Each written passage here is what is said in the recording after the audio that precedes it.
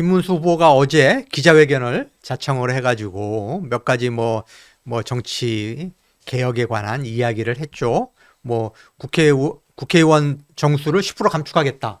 현재 300명 정원을 270명으로 줄이겠다. 모르겠습니다. 저는 사실 개인적으로는 국회의원을 더 늘려야 된다라고 보는 입장이고, 특히 비례대표 의원을 많이 늘려야 된다.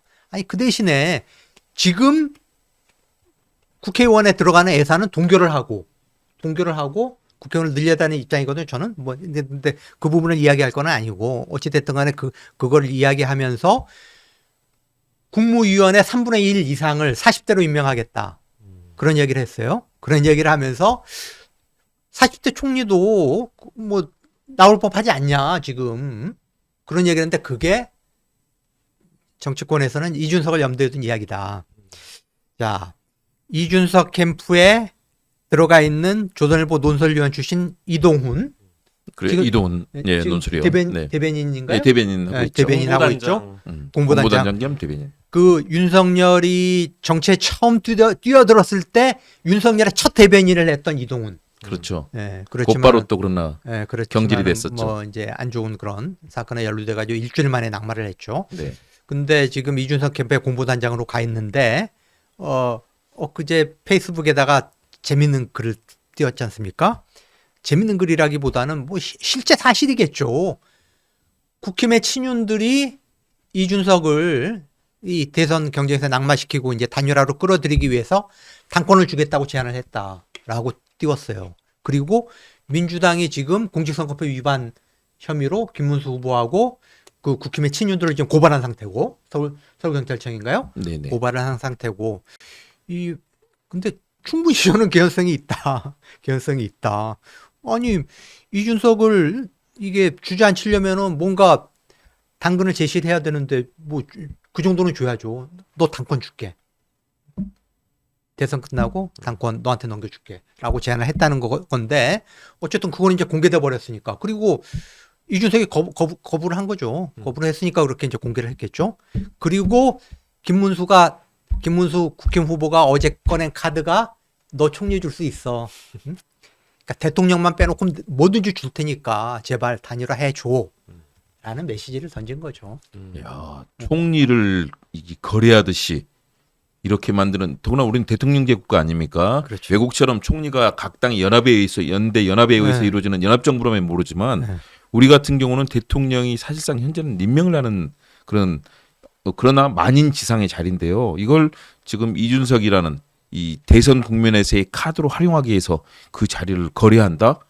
이건 매관매직, 이 법에도 어긋날 테고요. 그런데 이준석 후보의 또 반응도 재밌습니다. 모든 전화를 차단한다고 했던 것 같아요. 네, 어제 차단한다고 했다가 5시에 있었던 기자회견을 또 5시 20분으로 좀 지연시키고 언론의 포커스를 엄청 땡겨왔죠. 그러니까 이거 저는 사실상 이 이동훈 공보단장하고 이준석 후보하고 여기에 플러스 알파로 명태균 씨 같은 인물도 여기에 조언을 해주면서, 사실 어제 서울의 소리 보도를 보시면 이명수 기자가 명태균과 통화하는 과정에서 이준석 후보와 명태균 씨가 최근에도 통화를 했다는 사실을 밝혀냈거든요. 네. 그리고 그 안에 주제가 단일화 관련된 주제가 있었다라는 거를 밝혀냈기 때문에, 그렇게 생각을 해보면 이 여론 기술자들과 언론 기술자라고 불릴 만한 사람들이 붙어서 어제의 이 기자회견이 탄생한 것이다. 그리고 단일화 거부 메시지라고 표면적으로 드러냈으나 어제 이명수 기자와 그 명태균 씨의 통화 내용 일부 나왔던 내용 중에는 저쪽이 가진 카드가 무엇인지를 제대로 알지 못하는 상황에서 뭔가를 더 내놔라 라고 해야 되는 상황이 아니겠느냐라는 언급이, 명태균 씨 언급이 있거든요. 그걸 감안해 봤을 때 총리 카드라든지 혹은 그 이상의 카드라든지 이쪽에서는 물밑 협상을 앞으로 일단 가능성을 열어놓고 전화를 차단한 쪽은 이준석 쪽인 거고요. 그 아래에 있는 보조하는 직원들이나 이 선대위는 어느 정도 단일화 가능성이 열려 있다라고 봐야 되겠죠. 그리고 이런 하나의 정치적 효과를 노렸다면 어제까지는 사실 함익병 선대위원장의 룸사롱 발언도 큰 화제와 논란이 됐거든요. 그렇죠. 엄청 논란이 이거를 됐었죠. 한 큐에 뒤집을 수 있었던 기자회견이었습니다. 기사가 안 나와요, 이제. 실제 기사 안 나오거든요. 그러니까 함익병 선대위원장이 우리 때는 룸사롱을 다 갔다라는 식의 발언이 만약에 민주당에서 있었다고 생각을 해보십시오. 지금 뭐 이재명 후보한테 뭐 모든 시민단체 내지는 언론에서부터 다 붙어가지고 사과하라, 선대위원장 사퇴시켜라, 모든 압박이 다 들어갔을 겁니다. 근데 그런 움직임조차 없어요. 그거 왜 그렇겠냐? 어제 기술 들어간 거거든요. 언론 기술이 한번 들어갔다. 여론 기술도 들어갔다. 저는 이렇게 보고 있습니다. 네, 여론 기술자, 언론 기술자, 정치 기술자의 이 조합이 돼 있다. 거기다 네. 브로커까지 네. 조합이 돼 있다라고 이제 보시는 건데요.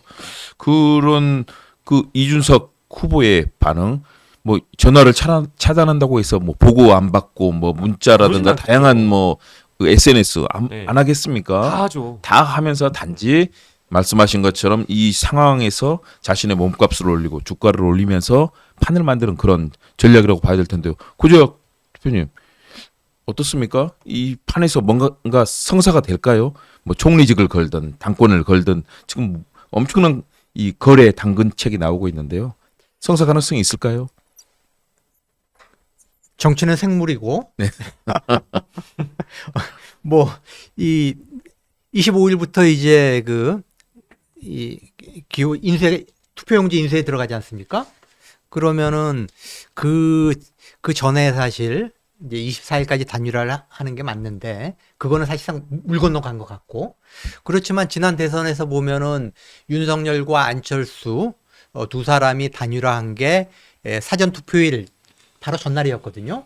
그렇기 때문에 29, 30일이 사전 투표일 아닙니까? 그렇죠. 그래서 28일이 이제 2차 마지노선이다. 그리고 뭐 최종적으로야 뭐 6월 3일 직전까지도 사실 뭐 단일화라는 건 열려 있는 거니까. 그렇기는 하지만은 제가 이준석이라고 한다면은 저는 단일화 안 할 거라고 봅니다. 제가 이준석 입장이면은 자, 당권 그게 보장될까요? 저는 이거는 친윤이 보장해 줄게라고 이야기하는 거지만은 자, 지금 보십시오. 한동훈이 견제하는 거 보세요.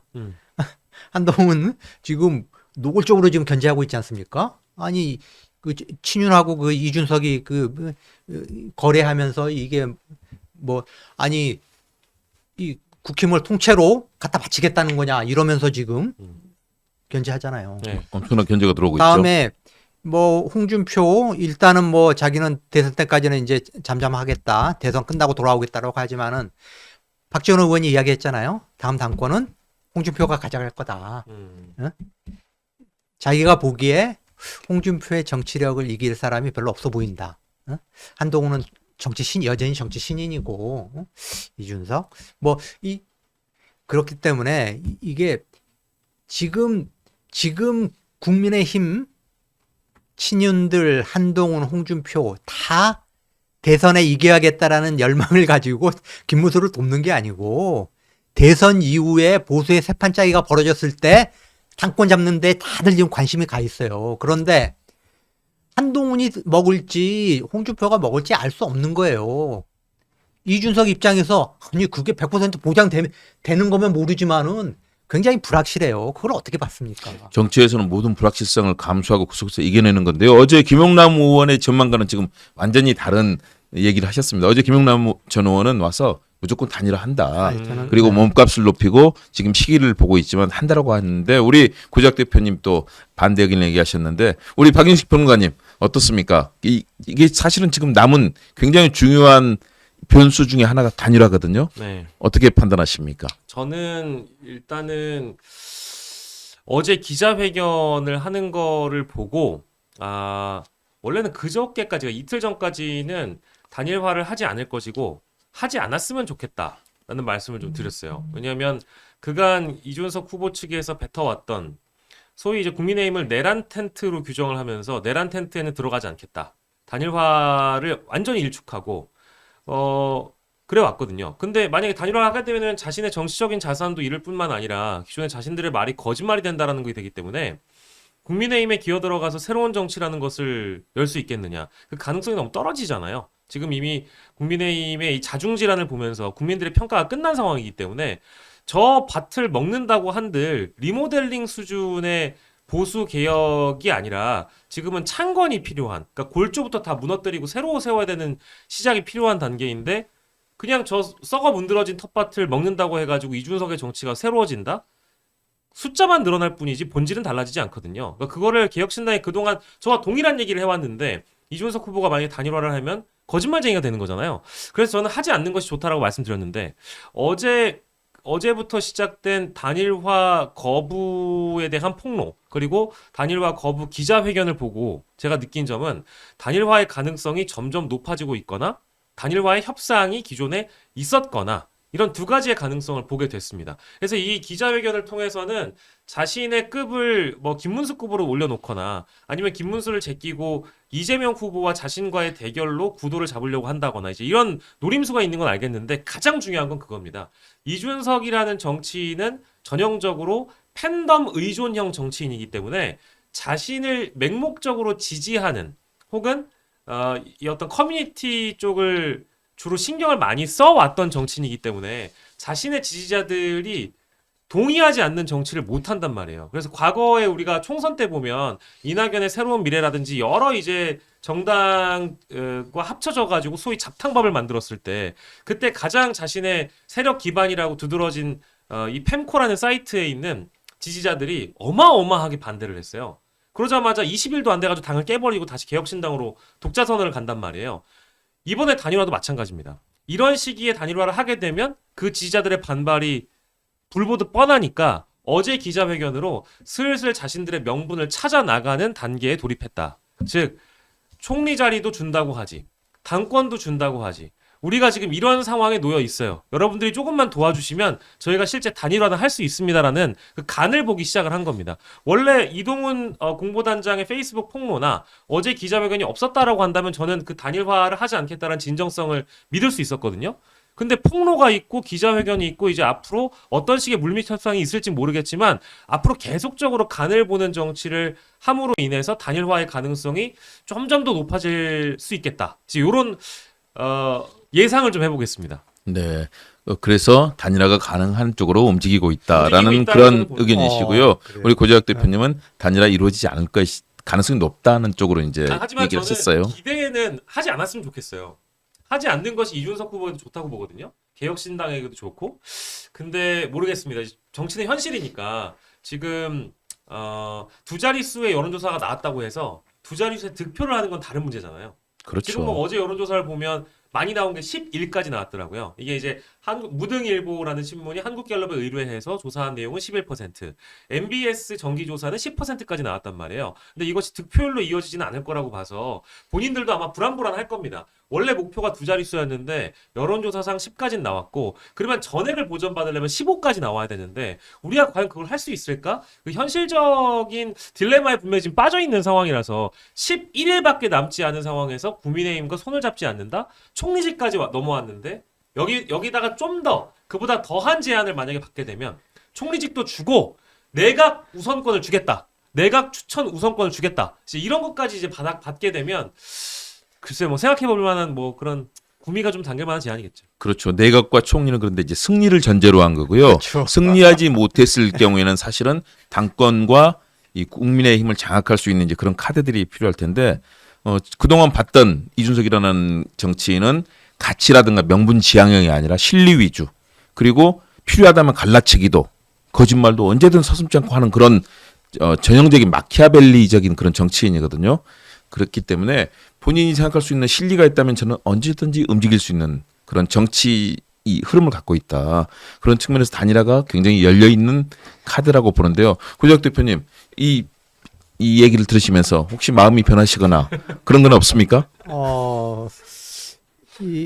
정치는 생물입니다. 괜찮습니다.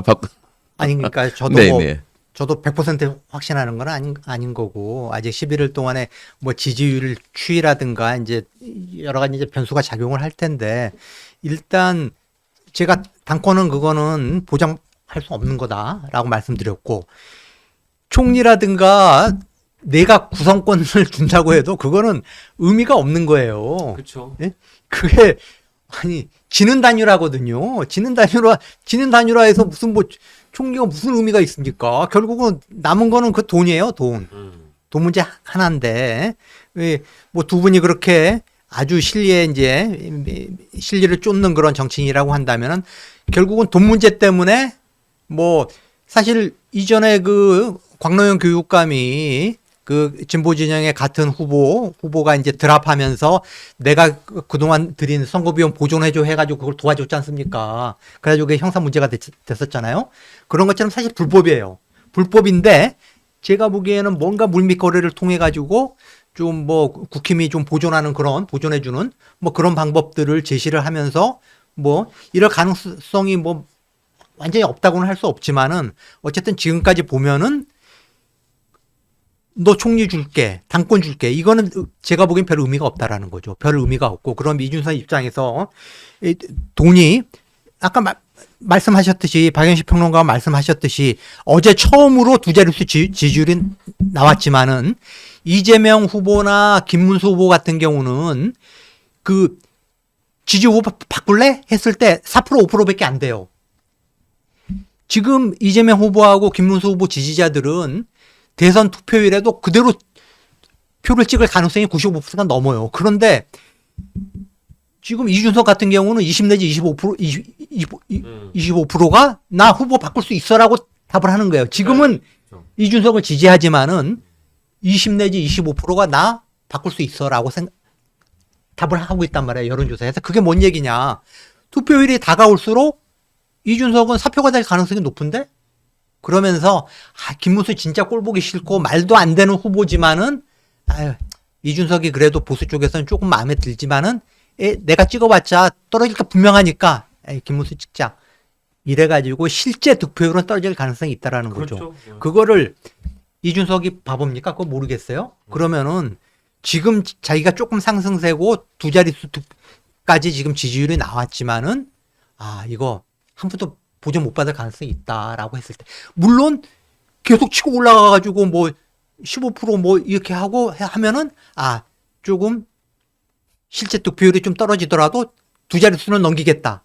절반이라도 챙기겠다. 한다면은 또 다르지만은 이거 도저히 안 되겠는데 여기서 뭐 10% 언저리에서 계속 정체가 되고 실제 득표율은 뭐 7, 8% 나와가지고 한 푼도 보전 못 받겠네 하면은 생각이 바뀌어가지고 막판에 어떻게 이루어질 수도 있겠죠. 예. 근데 이제 그 조건이 일단은 이준석 후보와 김문수 후보의 어떤 단일화가 성사되지 않을 것 같다라고 보는 이런 가능성.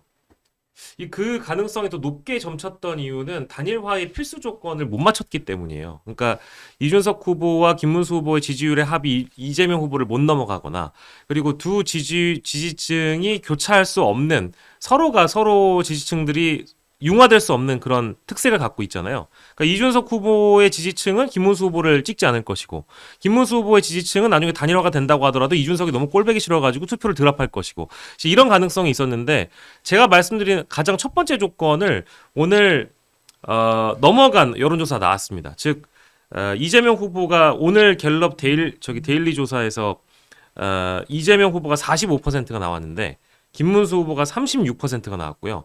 이준석 후보가 10% 나와서 이제 이재명 후보를 넘어가는 조건이 완성이 됐잖아요. 그러면 그동안 우리가 언론의 토양을 봤을 때 대부분 보수 성향 언론이 저 거악인 이재명을 막기 위해서는 보수가 뭉쳐야 된다라는 군부를 계속 뗐단 말이에요. 그러면 아마 이제 이런 여론조사들이 하나둘씩 나옴으로 인해서 단일화 압박은 계속 거세질 겁니다. 그리고 이준석 후보의 등을 계속 떠미는 상황이 될 거예요. 그러면 그 단일화 압박을 이겨낼 수 있겠느냐. 그러니까 보수 쪽에서는 과거의 민주진보 진영이 심상정 정의당 대선 후보를 생각하는 것 같은 대선 패배의 책임이 누구에게 있는가를 물어봤을 때 0.73%포인트에 정말 붙어있는 대선이었기 때문에 심상정만 없었다면 이재명 후보가 이겼다. 이제 이런 심리가 있잖아요. 근데 보수층에서도 지금 이준석만 없으면 어떻게 해볼 텐데라는 심리가 일부 있거든요. 이제 그런 사람들이 이준석 후보를 또 압박하고 보수 성향의 언론이 또 이준석 후보를 압박할 것이고 지금 여론조사도 조건 하나하나를 단일화의 조건을 만들어주는 과정처럼 돼버렸고 하니 여기에 이준석 후보가 뭐 금전적인 문제든 뭐든 간에 단일화의 명분만 주어지게 해준다면 글쎄요. 뭐 정치는 생물이니까 저도 지금 가능성이 조금씩 이제 늘어나고 있는 것 같긴 합니다. 이 순간에 이준석 성대모사 한번 해야 되는 거 아닙니까? 저는 이준석 성대모사를 한 적이 없는데. 그러세요? 이준석 성대모사 저 모르는데요. 네, 지금 중요한 순간이기 때문에요. 아마 그게 필요할 것 같습니다. 네. 아니면 이준석을 바라보는 다른 사람의 성대모사도 괜찮습니다. 네네. 네, 네. 좀 준비해 주세요. 네. 어쨌든 이 두 사람의 관계는 그런데 이재명 후보의 지지율이 네. 그동안에 50%대 초반에 계속 나오다가 지금 40%대 후반, 중후반 약간의 하락폭이 있는 부분이 있거든요. 고재학 대표님, 그 부분을 좀 짧게 얘기해 보신다면 이재명 대표 인기가 줄어든 겁니까? 아니면 중도층이 이동한 겁니까? 아니면 온건 보수층이 왔다가 이분들이 다시 또 이동한 겁니까? 어떻게 보세요? 최근에 여론 흐름을 보면은 그 영남 지역에서 지지율이 지금 김문수 후보가 올라가고 있어요. 한 일주일 전이었나요? 그 이재명 후보가 TK 지역에서 처음으로 30%가 넘는 그런 지지율이 나왔고, 다음에 PK 지역에서는 오히려 40대 38이었나요? 김문수 후보를 앞섰거든요. 그런데 그렇죠. 다시 그 TK 지역에서도 좀 빠지고, PK 지역에서는 김문수 후보가 다시 역전을 시켰고, 그러니까 TK와 PK의 보수가 결집을 하고 있다. 다음에 전국적으로 봤을 때 60대 이상에서 김문수 후보 지지율이 올라갔다. 그거는 이제 대선일이 다가오면서 이 느슨해져 있던 보수, 윤석열의 어떤 이 민주당 국힘 당적을 둘러싼 어떤 논란, 다음에 뭐 이 한동훈과 홍준표가 이 대선 운동에 적극적으로 가세하지 않았던 그런 부분들. 근데 어찌 됐든 간에 윤석열이가 자진해서 당적을 정리를 하지 않았습니까? 그리고 한동훈이 물론 김문수랑 같이 손을 잡고 돌지는 않지만은 독자적으로 돌면서 드디어 김문수 후보 지지해달라고 이야기를 하더라고요. 자기도 이제 워낙 이 보수 쪽에서 좀 더 적극적으로 나서야 되는 거 아니냐라는 이제 압력을 받아가지고 이제 그런 것들이 영향을 미쳤다. 이렇게 저는 보고요. 그런 것들이 영향을 미쳐가지고 어쨌든 김문수 후보의 지지율이 조금 오름세로 돌아섰다. 다음에 이재명 후보 같은 경우는 워낙 지금 공식 대선 선거운동이 시작된 이후에 독주 체제가 장기화 됐잖아요. 그러면서 진보 진영의 결집력이 좀 이완된 측면이 있어요. 피로도가 높아졌다라고 그렇죠. 보시는 거죠? 상대적으로 좀 이완된 측면이 있고, 그래서 제가 보기에는 어제 그제부터 조금 이재명 후보의 좀 발언이 좀 과격해졌어요. 이거는 아주 여유롭고 포용적이고 중도 보수를 겨냥했던 그런 이재명 후보의 선거 캠페인이 이거 집토끼 조금 더 결속력 필요해. 이런 쪽으로 해가지고 다음에 공약 측면에서도 사실 기본소득 같은 경우에 지난 대선에서는 굉장히 그게 큰 이슈였지 않습니까? 그 대표적인 이재명 후보의 공약이었는데 기본소득은 빼놓고 기본 이야기를 하지 않다가 어제 맞아요. 기본사회 이야기를 했어요. 그리고 내가 대통령이 되면 기본사회위원회 만들겠다. 물론 단계적이고 장기적으로 어떤 기본사회라고 하는 그게 함께 사는 대한민국을 위해서 꼭 필요한 그런 이제 정책이다라고 이제 강조를 했는데, 어쨌든 그게 제가 보기에는 지금 피로도가 쌓인 너무 조금 안주하는, 지금 진보 진영 지지자들이 너무 안주하는 측면이 있어요. 52%대 32% 이렇게 20%포인트 이상 격차가 나고, 이거는 이제 끝났다. 게임 끝났다라고 이게 좀 안주하는 이재명 후보 지지층을 향해서 끝까지 우리가 지금 긴장을 늦추면 안 된다. 긴장을 늦추지 말고 끝까지 완주해야 된다. 지금 페이스대로 완주하지 않으면은 이게 장담하기 어렵다라는 긴장감을 불어넣는. 그래서 저는 김문수 후보의 상승세가 저는 이게 한계일 거라고 봐요. 여기서 네. 더 치고 올라가가지고 근접하는 그런 구도로까지 가지는 않을 거다. 국민의힘에서는 조금 전에 나온 그 속보를 보니까요. TK와 PK 지역에서 빠르게 결집하고 있다. 수도권, 충청, 강원도 상승세다. 승리 신호에 대한 얘기를 하고 있고요. 그리고 이준석과의 단일화에 노력하고 있다. 이런 얘기 나왔습니다. 반면에 이재명 후보는 노무현 대통령 16주기를 맞아서 모두가 노무현인 시대를 만들겠다라고 얘기했고요. 노무현의 강물의 여정을 이을 것이다. 위대한 국민과 함께 노무현의 희망의 배치를 따라 지금 이 자리에 서 있다. 이런 얘기를 했습니다.